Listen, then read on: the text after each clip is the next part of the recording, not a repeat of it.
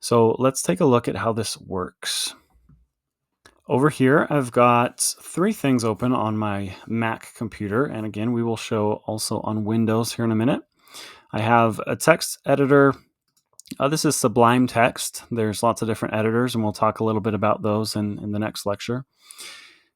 And it's just, we simply can write text, we can write code, we can write whatever we want here.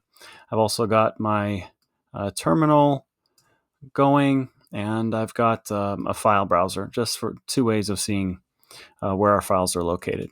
So let's write some Python code. Let's just write print hello there. Okay, so I've written text, I've written Python code in my text editor. Let's save that. And I'm going to name it myscript.py. I know the location of this script. We'll save it.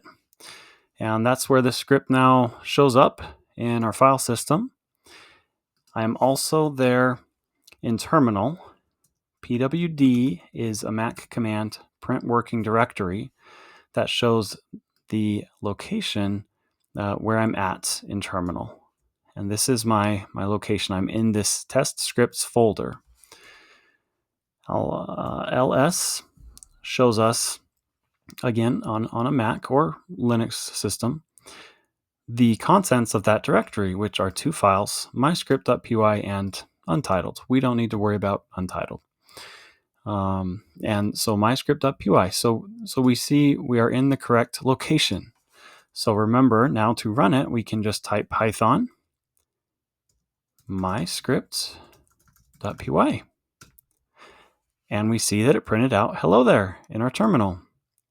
I can close this text editor, I can work on it later, I can come back to it, and we have a persistent way now of running Python scripts and writing Python code.